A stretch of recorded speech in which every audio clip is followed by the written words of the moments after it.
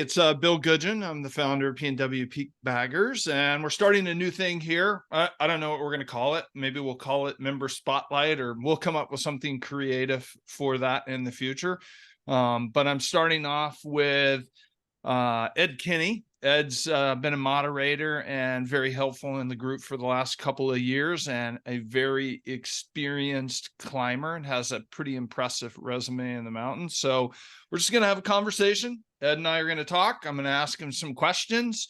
He's going to lie to me, and I'm going to call him out on it when he does, because he's going to make his tail stretch a little larger than they are, as we all tend to, right, Ed? So let's Ed, where'd you grow up? You grew up in Colorado, right? Is that where you were born and raised? I grew up in a little suburb of Denver, north. Yeah, what's the name of that suburb? Thornton, Colorado. Okay. And so how did you get into climbing? How did that start? So normally people start hiking, and that progresses to climbing. I didn't start hiking. I started by fishing. And one day the fishing was really bad. So my friend that was fishing with me, we decided to climb the mountain behind it. Is that really a thing where the fishing is bad? I thought that most of the time you go out and you sit around and drink beer and have conversation. And if you catch fish, then you're lucky. Well, it was the only time we hadn't caught a fish there. It was really dependable. And we'd always looked at this really pretty ice formation behind the lake. We call it the Ice Angel. And what was the name of that lake? Mount Lincoln. It was Montgomery Lake. Okay. And Mount Lincoln, it turns out, has a really great ice climb on it. Of course, we didn't have crampons or ice axe, so we just used shards of flint. And I would say it was low fifth class. And so we climbed to the top, and we didn't know anything. We didn't have a rope. We got sunburned. We got sick from altitude, but it was a blast. And well, you jumped right in with both feet then, didn't you? Yeah. Had no idea what you were doing, and you're already climbing low fifth class. That's great. Yeah, without any equipment. So we got up there, and we really liked it. We were both in sports in school, but this is way more fun. And so we somehow got down. I can't even remember. And we immediately planned to take on a harder route. So we started climbing all the fifth class peaks, 13,000 to 14,000 in Colorado. My favorite was Crestone Needle, and there's a great route on it. And these guys from Texas had been hunting bighorn sheep illegally, and one of their party climbed over a big rock of granite, and it fell right on him, broke his leg. Oh, wow. So we hiked out to help, and the guys are out of shape.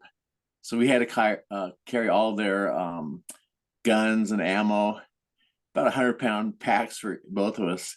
So we took them over the range. We took them down, and they never thanked us. They never sent any message. The guy probably died up there. It looked to me like he'd broken his femur. Wow. And that's scary. It was quite an experience. So then we got back to our Toyota, and it wouldn't run. Oh, great. So we had to walk 60 miles to the town of Pueblo, southern Colorado. Did you say 60? Yeah, 60 miles round trip. And all we drank the water out of our cooler, and then we drank out of a few irrigation ditches, and it didn't hurt me, but my friend got deathly ill. And we finally got it all taken care of. And then we climbed our next peak after that. So I was going to ask you later on about some of your most memorable climbs. So you started right off with one that sounds like a pretty crazy event. So how old were you? 16. 16. Yeah, it's a 5-7 descent. So I kept rappelling, and then my partner was sick. So at the last rappel, I didn't think was that altitude sick? I don't know, exposure. I mean, it'd been a big day. Yeah. So I tried to set the rappel, but I couldn't see the bottom, and my rope was only 120 feet long. So I just tagged him into the rock, and he was falling asleep, and I was tying him into every crack I could find. And it turned out it was the best meteor Perseids ever. So thousands of points of light. It was just a really quite an experience for me. So I got him down safely the next day, and that was my beginning mountain climb. Wow. So we climbed every one of the 14ers over 5th class. We wouldn't climb the easiest route. My feeling was climb the hard route. Yeah. And how old were you when you completed climbing all the 14ers? I do all of them. I didn't like boring ones, just like in Washington. The Bulgers List has no interest for me because there's so many crappy mountains on it. I like all the really great mountains, like Easy Mocks. Yeah. El Dorado, Forbidden. Yeah. Stay away from all the choss piles just because they're on the list. Well, later with the same climber, we were in Colorado. We were climbing a peak called Killer Peak, and I didn't see why, but also a thunderstorm came in, and we were on the other side, so we never heard it. So we crawled into a cave. I roped him in, and we had lightning bolts going across the cave, and he thought he was going to die, so he just jumped out. Of course, he didn't have an ice axe, so he hit on a little glacier, and he just went out of sight. And stupidly, I threw his pack down to him. Of course, it didn't arrive anywhere near him. But I got down to find him, and he was out of breath, but he hadn't broken any limbs. So I left our sleeping bags there. My dad really lectured me when I got home because he had just bought these nice new sleeping bags for us. But we got him home, Wow. So we had some real adventures because we didn't take. Well, actually, my partner did take a mountaineering course when he got into Colorado, University of Colorado. I never did.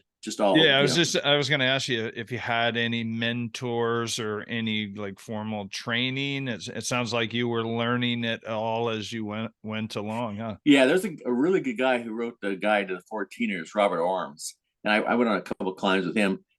Well, the best climber in Colorado was Mike Layton, and there was one other guy who was pretty good, but they were way out of my league.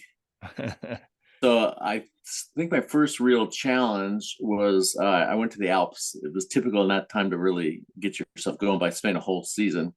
And we went on the worst October ever in the Alps. It snowed almost every day.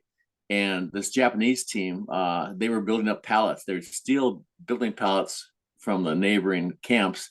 And they got higher and higher. So we just did the same thing. And then since we weren't climbing anything as hard as they were, we'd always make tea for them, which they really liked. And in return, and we'd start their fire for them. In return, they just gave us everything. It was a pretty rich group. But I was there with Tobin Sorensen, who at that time was probably the best climber in California. And they didn't come back. The name, yeah. He may be the best climber I've climbed with Fred Beckey, and Tobin Sorensen was way better. So anyway, they didn't come back. So we went on a Petite Drew where they were totally encased in ice, and Tobin was climbing about 411, and I'd only timed up to about 5.7.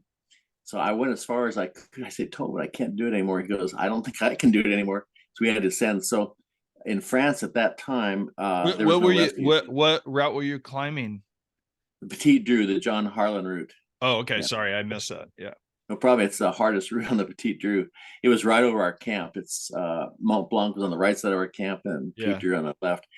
But so Tobin and I gave up, and there's no rescue service, at least at that time in France. What happens is you have to belong to a French alpine club. So all 11 of them died. It was exactly like that incident in the 80s in Mount Rainier. 11 climbers just perished. But instead of dying from frostbite, instead of dying from an avalanche like they did in Mount Rainier, they died from frostbite. Wow. So that was my first time seeing people die. What year was this? 1977. Wow. So when you were, I'm sure that was very tragic and impressionable on your climbing for the rest of your life. Yeah.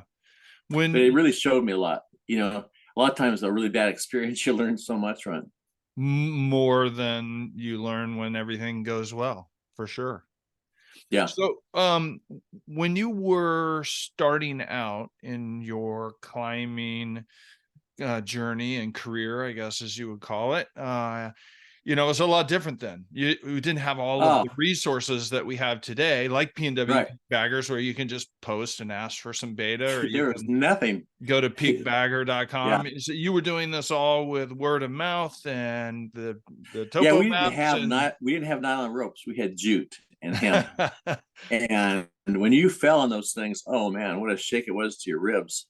Plus, we didn't have modern rappelling equipment. So we just did it the military style right through your gonads, and man, it really hurt when it came down. Yeah, I remember that my first rappelling experiences were all that same way as well. Yeah, very uncomfortable, very risky. But I didn't know any different. So in some ways, I look at the double, triple backup that takes place now, and I'm like, well, it's the right thing to do. It's absolutely the right thing to do. But there was a time when nobody was doing anything close to that. Yeah. Well, we met Roy Robbins when we went to California, and he was the one that said no pitons, period, nothing. And he didn't use chalk either. And so we learned how to use little nuts. So they were really valuable. Yeah. At that time, he was sort of the purest of all climbers, right? I mean, he was the guy who exactly. Yeah. Well, he climbed a mountain. It's the old man of Hoy, and he climbed with Tom Patey in England. And Tom Patey got up and he says, I'm really good climber. He was covered with blood. It's really steep. And Roy Robbins, his hands up, no blood. So that was the time when Yvonn Chounaird and Roy Robbins were really changing the ethics of climbing. Yeah, for sure. So I never climbed except with fixed pitons, like on Challenger. It has two really convenient ones. It would be fifth class to get to the top on Challenger if it weren't for two really nicely placed. Wow. So you mentioned Fred Beckey. And you climbed with Fred. What did you climb? Well, it's kind of funny. He was the friends with the head of the guy that ran Northwest Kidney Center, and I was working at Northwest Kidney Center. And so every weekend he'd come out and he wanted, I can't remember what he called us. He wanted people that could climb 2,000 feet up a glacier in an hour. And there were only two of us there that could. And so we got a lot of work. So when he wanted to do a new climb, we would basically climb all the ice and he would climb the rock on top. So, and I met him in Colorado a couple times. He was definitely the ultimate peak bagger. Yeah, no doubt. He might have the most first ascents of anybody in America. I'm guessing. I think you're right. Yeah. And the first winter ascents. So like one year, 76, Monte Cristo was his favorite place for some rock climbs. And he was putting all these things, first winter climb at this peak, that peak, because 1976, North Cascades Highway never closed. It was so dry. It was just great for ice climbing. And so I see these peaks I climbed in winter, and he was taking credit for it because he had ideal conditions, So really, he was really a rock climber. He was going to do that more than anything. Yeah. And one climb, Yvonn Chounaird showed up, and he never glaciated. So Fred told him how to glacate, and Fred had big handwag boots, I think, or maybe they were Galibier Super Guides. They were really massive, and he would just glacate like skiing. And so Yvonn Chounaird had never done that, and he learned. That's great. So what was your impressions of Fred, just conversing with him and hanging out with him? What kind of guy was he? I mean, he was a womanizer. We've heard those stories. Well, he was in love with this girl. Her name was Vasiliki. So now up by Burgundy Spire, there's a Vasiliki Ridge, but she was also courting Supreme Court William O. Douglas, who the whole area was named after later, east of the crest. And she was talking to Fred, and he couldn't offer her anything because he was the ultimate live in your backseat of your car. Yeah, he was the dirtbag climber. That was the name I was looking for. Yeah. But William O. Douglas was well off, and so she chose William O. Douglas. So Tim Egan has a whole story about that. It's really great. So as now you look back on years and years of climbing, like who's been the most influential person on and maybe it's a mentor or just somebody that you're really fascinated by and have followed, Well, and think was have a Ueli lot of Steck. respect for? My son and I, who was also a climber, we loved Ueli Steck. Oh yeah. Yeah, he was a great climber until he died. But for Ueli was in a big problem with the Sherpas. Yeah, the anniversary of his death was just a few weeks ago. Yeah, so we'd seen him twice, and he really taught my son a lot. Really great. But he had problems with Sherpas because he wanted to climb alone instead of hiring a Sherpa, and there was just, the Sherpa unit was just developing. So we learned a lot about the politics of climbing, which has kind of haunted me all the way. What we could or couldn't do, you know. Yeah, right. I just had a stroke 2 days ago, and the doctor asked me about my activities, and he told me, he said, you should never climb more than 5,000 feet in a day. Well, I had just gotten back from a trip to South America. We climbed 18,000 feet in a day. And I worked with all the people there that were the legitimate climbing guides, and none of them would take me because I was over 65 years old. And supposedly that's supposed to give you hindrance. But I found a local guy who was running a winery, and he says, oh man, I just got back from rescuing Aconcagua. And for the first time, I did 10,000 feet in a day. He says, do you think you can come up with me? I go, well, let's see what happens. So we went, instead of climbing 2 days, we went one day, 18,000 feet to the top of a volcano. And then we looked over the side, and the guy saw a beautiful route, and probably never been climbed. He says, well, can we like go down that route? I go, what about that river? He goes, well, I've got enough rope to belay us. And so we went and crossed the river chest high, and we got out before midnight, which is amazing to me. Wow. But that was the first time I'd ever done 18,000 feet in a single day. That's a massive day. Yeah. Yeah. What do you love most about being out in the mountains and climbing? What is it for you? Independence. Yeah. Like I took thousands of students up the mountains in Washington State, and you're a long time teacher. Yeah. We climbed Rainier the first time. I took the youngest climbers that ever climbed the Alps Glacier. Teenagers had never been. It was Fred Beckey's favorite route on the mountain. And so I took a 14 and 15-year-old, and we came down. We didn't know, that we were doing something really special. And the day that, I can't remember the day, it was early 80s, but 11 people died on Mount Rainier. And I had a whole bunch of teachers. We're going to have a whole, school climb. Well, of course, everybody decided that wasn't a good idea.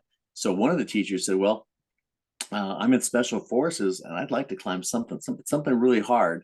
In the Army, we're just not climbing stuff that's difficult. So we went up Liberty Ridge.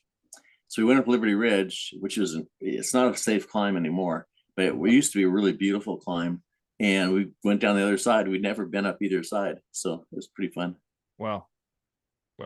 It used to be a great climb, but now where you have to camp, it's not safe anymore. It's crumbly rock. Right. And then there's so many people have died. It was only class 3 when we up. I guess they've upped it to class 4 now because of the rotten rock. The glacier's totally changed. Yeah. So there's a Sherpa that works up at the restaurant. I can't remember the name of the restaurant right below Mount Rainier. Oh, right, Huckleberry or whatever. Yeah. Yeah, and they have yak and have wonderful food. And he said of all the mountains he's climbed, Liberty Ridge on the side is the most dangerous right now.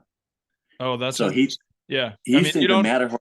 There's not a lot of climbs or ascents on there anymore. You just don't hear. In fact, the last time I heard about a climb on Liberty Ridge was, that was tragic. It was. Well, the last time we tried to climb it after the glacier changed, we had to go on Willis Wall to climb Liberty Ridge. Willis Wall is a mess. It's just loose rock encased in ice. It's definitely a dangerous climb. Yeah. So, Ed, is there something you take with you on every climb you do? Something that's special, or something that you always I make sure I've got to have this? I think there's different things for different people. I have some bracelets that remind me. I have one for each daughter and one for my wife that kind of reminds me of something. No, I just make sure I have something that'll clean the water. Yeah, because Fred Beckey's best friend died, from Giardia in the North Cascades. And in the North Cascades, I have not seen a single ranger that is equipped with any pills for Giardia, any way of stopping it, except one of the new rangers from Arizona, which has terrible problems with Giardia. She carries some. So I always have anti-Giardia. Yeah, got it. So, and there's for the best, I can't remember the name of it, but it's Aquamura for the Pacific Crest. Everybody carries that. Yeah, everybody's seen. So I keep a steri pen in my pack all the time, just as a backup. I usually also have a filter that I'll run on a bottle with me all the time. I'm pretty paranoid about it. I know some people they're not worried about it and have never had any issues and think it's overkill. I know a couple of friends, and also from being in the military where I had a couple of buddies get Giardia, and it's ugly. It's not something I want to get. No. SteriPen, Camelback has a system now, and it works well in like Indonesia, really tropical places, where you put it in, it does UV filtration, like rich people's swimming pools, way better than iodine or chlorine. Yeah, it'll take out Campylobacter and all kinds of things you need. Really, really sophisticated stuff. So I love that. RI doesn't sell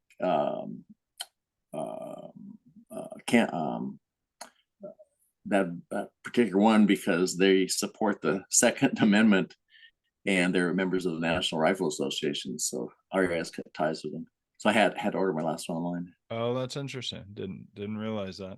What? So, how many peaks do you have? How many peaks? A little over 3,000. 3,000. Yeah, well, I've been climbing a long time. I'm 72 now. I started when I was 16, and some years I climb every weekend. Wow, that's amazing. Now, 5 separate continents. Sorry, 5 separate continents. Yeah. What would you say? You mentioned a couple of stories there in the beginning, but just memorable, like the perfect climb. Everything went well. You loved it. And, just stands out. And I mean, 3,000 peaks, it's a lot to, say. You probably can't say something's my favorite, but maybe your most memorable, most enjoyable. Well, I can't remember exactly the name, but there's a really high peak in Indonesia on the island of Bali, and it just exploded before we went there. And my son was just starting to run in with some rough people and getting into drugs. So there's a really nice Hindu monument on the top. So my wife went there, and we're not religious, but we just prayed the heck, that he'd change his ways, which he did. So that's really a memorable climb for me. And also the springs from that mountain, they go down, and where they hit the water, the mixture of salt and fresh water, it has the best nursery for baby fish I've ever seen. Oh, that's cool. So we climbed the peak, and then I scuba dived the next day on it. Yeah. How much time did you spend there in Indonesia?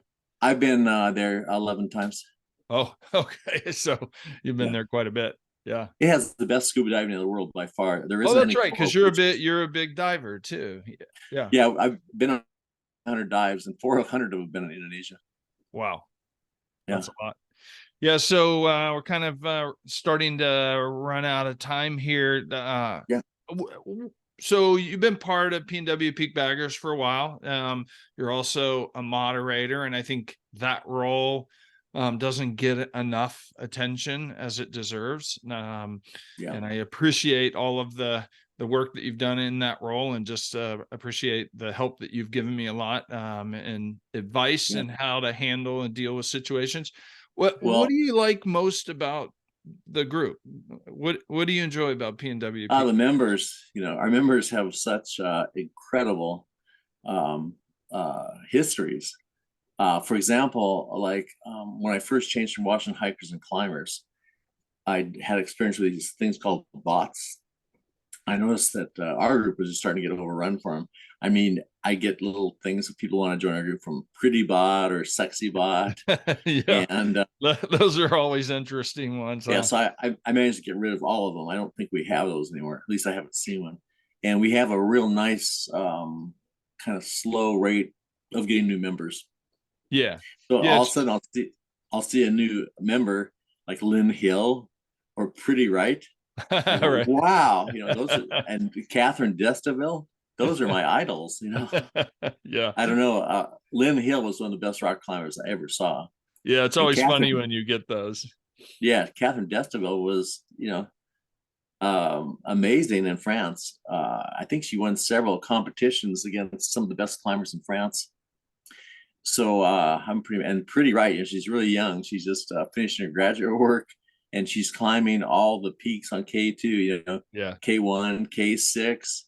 You know, there's so many mountains in the world that still haven't been climbed yet. There's at least 4 in our state, and unfortunately, I had a stroke earlier in the summer, and my son, for my birthday, he wanted to climb those peaks.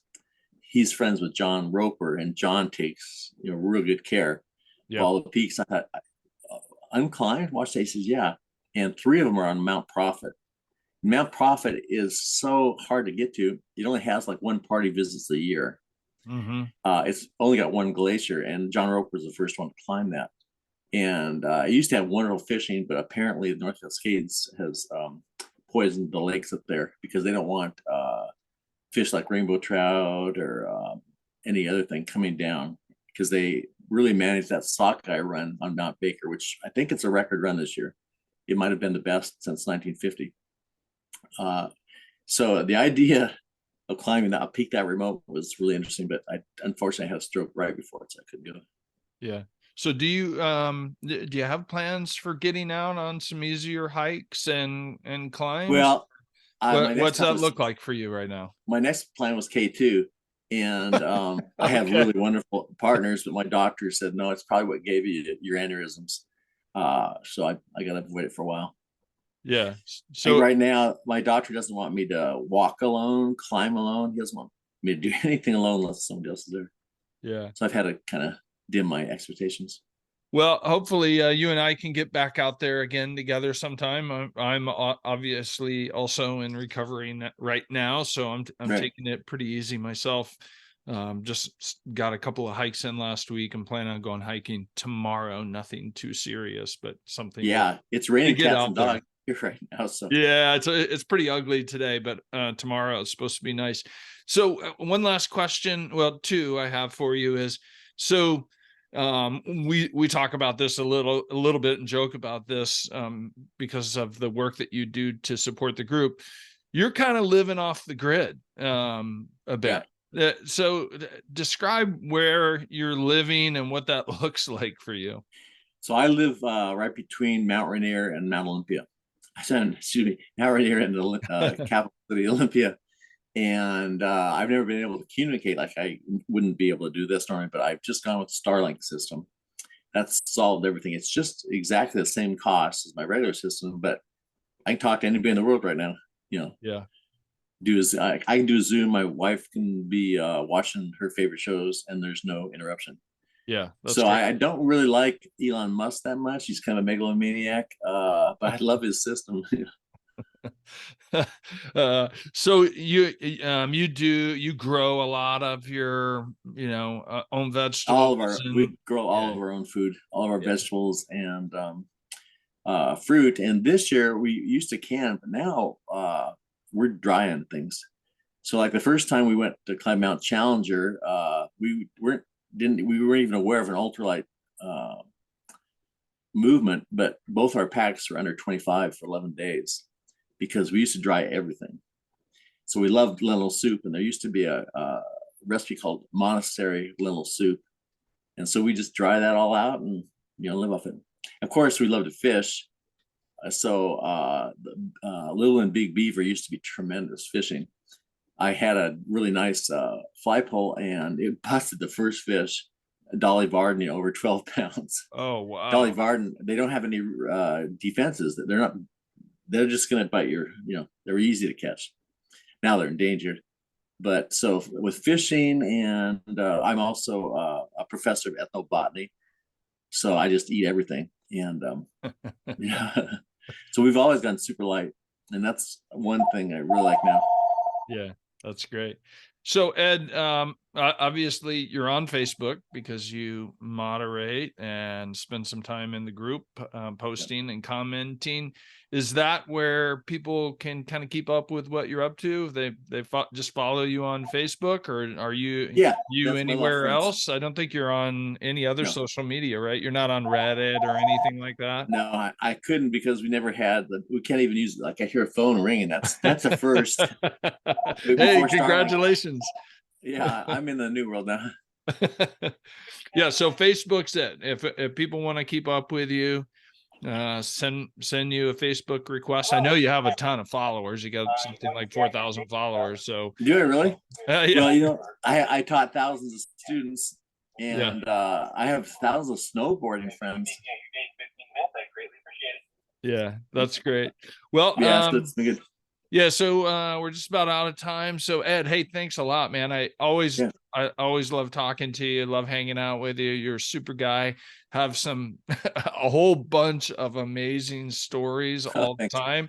And it's great to hear some of those today. I'm sure now if people are listening in, they're going to be reaching out to you to learn a little bit more about you and your climbing over the years. So thanks for being on the podcast, or whatever we're going to call this today. And as always, thanks again for all your help with the group. It was great talking to you. Take care and enjoy the rest of the rainy day. Okay, will do. All right. See ya.